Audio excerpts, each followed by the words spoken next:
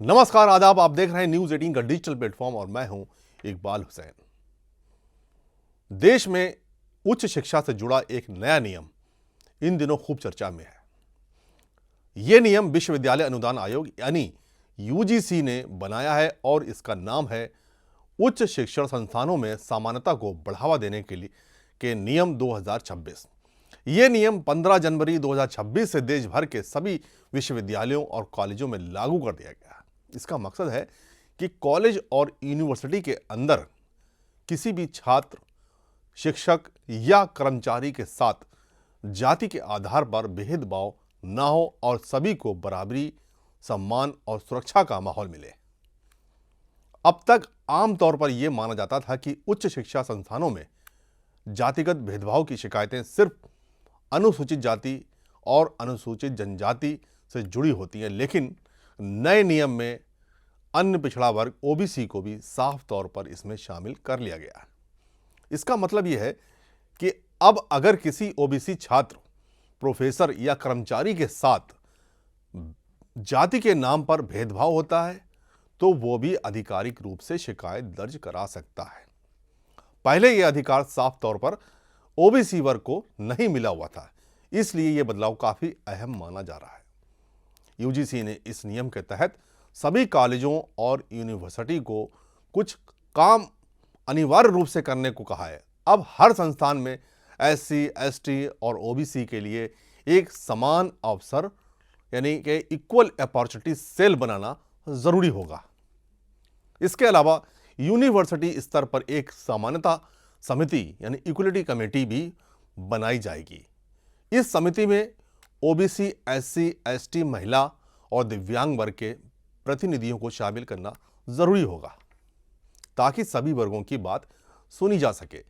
यह समिति हर 6 महीने में अपनी रिपोर्ट तैयार करेगी और यूजीसी को भेजेगी। यूजीसी का कहना है कि इससे शिकायतों पर नजर रखना आसान होगा, संस्थानों की जिम्मेदारी तय होगी और सिस्टम ज्यादा पारदर्शी बनेगा। जहां एक तरफ कई लोग इस नियम को सामाजिक न्याय की दिशा में बड़ा जरूरी कदम बता रहे हैं, वहीं दूसरी तरफ इसका विरोध भी शुरू हो गया है। खासकर अगड़ी जातियों से जुड़े कई संगठन और नेता इस नियम से नाराज हैं। उनका कहना है कि इस कानून का गलत इस्तेमाल हो सकता है और इसके जरिए अगड़ी जातियों के छात्रों और शिक्षकों को झूठे मामलों में फंसाया जा सकता है। राजस्थान के जयपुर में करणी सेना, ब्राह्मण महासभा, कायस्थ महासभा और वैश्य संगठनों ने मिलकर स्वर्ण समाज समन्वय समिति बनाई ताकि इस नियम के खिलाफ एकजुट होकर आंदोलन किया जा सके। उत्तर प्रदेश में यह मामला और ज्यादा गर्मा गया है क्योंकि यहां 2027 में विधानसभा चुनाव होने वाले हैं। गाजियाबाद की डासना पीठ के पीठाधीश्वर पति नरसिम्हानंद गिरी ने इस यूजीसी नियम को खुलकर विरोध किया। वो इसके खिलाफ दिल्ली के जंतर मंतर पर अनशन करने जा रहे थे, लेकिन पुलिस ने उन्हें गाजियाबाद में ही रोककर नजरबंद कर दिया। इसके बाद उन्होंने योगी सरकार पर आरोप लगाया कि वो सौड़ समाज की आवाज को दबा रही है। इस घटना के बाद यह मुद्दा और ज्यादा राजनीतिक हो गया।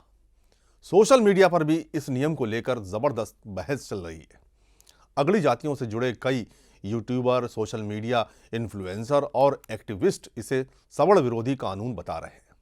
कुछ धार्मिक और सामाजिक नेताओं के वीडियो वायरल हो रहे हैं जिनमें सवर्ण समाज से एकजुट होने की अपील की जा रही है। दूसरी तरफ सामाजिक न्याय का समर्थन करने वाले लोग कह रहे हैं कि यह नियम किसी के खिलाफ नहीं बल्कि बराबरी और सम्मान के लिए है। उनका मानना है कि आज भी उच्च शिक्षा संस्थानों में वंचित वर्गों की भागीदारी बहुत कम है और भेदभाव पूरी तरह खत्म नहीं हुआ है।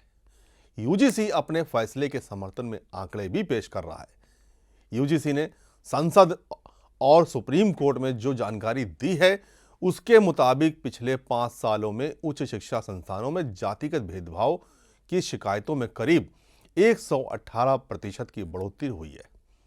साल 2019 से 20 में जहां 173 शिकायतें दर्ज हुई थीं, वहीं 2023 से 24 में यह संख्या बढ़कर 378 हो गई है, यानी कुल मिलाकर 704। विश्वविद्यालयों और 1553 कॉलेजों से 1660 शिकायतें सामने आई हैं। यूजीसी का कहना है कि ये आंकड़े साफ दिखाते हैं कि समस्या गंभीर है और इसे नजरअंदाज नहीं किया जा सकता। आलोचक कहते हैं कि ये कानून समाज में और ज्यादा बंटवारा पैदा कर सकता है, जबकि समर्थकों का तर्क है कि SC/ST अत्याचार निवारण कानून लागू हुए 36 साल हो चुके हैं, फिर भी उत्पीड़न की घटनाएं पूरी तरह खत्म नहीं हुई है। ऐसे में अगर ओबीसी वर्ग को भी सुरक्षा और शिकायत का अधिकार दिया गया है तो इसमें गलत क्या है। उनका कहना है कि यह नियम किसी को निशाना बनाने के लिए नहीं बल्कि सभी को बराबरी देने के लिए है। कुल मिलाकर यूजीसी का यह नया नियम अब सिर्फ शिक्षा से जुड़ा मामला नहीं रह गया, ये एक सामाजिक और राजनीतिक मुद्दा बन चुका है। जैसे जैसे यूपी चुनाव 2027 नजदीक आएंगे, इस पर बहस और तेज होने की संभावना है। अब सबसे बड़ा सवाल यही है कि क्या ये नियम सच में कॉलेज और यूनिवर्सिटी में समानता और सम्मान बढ़ाएगा या फिर समाज में जाति के आधार पर ध्रुवीकरण और गहरा करेगा। आने वाले समय में इसका असर सिर्फ कैंपस तक सीमित नहीं रहेगा, बल्कि राजनीति और चुनावी माहौल में भी साफ दिखाई देगा। क्या सोचते हैं आप यूजीसी के इस नए नियम को लेकर? आपका क्या नजरिया है, कमेंट में हमें जरूर बताएं। जय हिंद। भड़काने वाले भड़काने का काम करेंगे, उनके भड़काने से समाज बटेगा नहीं, लड़ेगा भी नहीं और आपस में एक दूसरे के सामने भी नहीं आएगा। पहले भी लोगों ने बहुत भड़काने की और लड़वाने की कोशिश की है, तो स्वर्ण और अवर्ण तो दूर की बात है।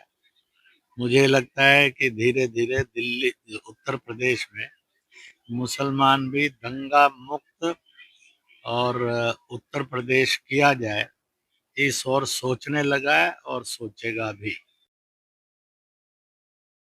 नाराजगी का कोई सवाल नहीं है, सबको का अपना अपना हक है। तो यूजीसी ने किया है, बहुत अच्छा काम किया है। ओबीसी का है, अति पिछड़ा का है, अन्य लोगों का जो कहा गया था, हमारे अंबेडकर साहब ने भी कहा था, लोहिया जी ने भी कहा था कि जिसकी जितनी जनसंख्या भारी मिलेगी उसको उतनी हिस्सेदारी, उस रूप में इसको पहले होना चाहिए था। सारी नाराजगी दूर कर दी जाएगी, सारी नाराजगी दूर कर दी जाएगी, सारी नाराजगी दूर कर दी जाएगी। अब यूजीसी ऐसा खतरनाक, बांटने वाला, घनघोर निराशा उत्पन्न करने वाला कानून लेकर के आ रहे हैं, तो ये कतई स्वीकार्य नहीं है।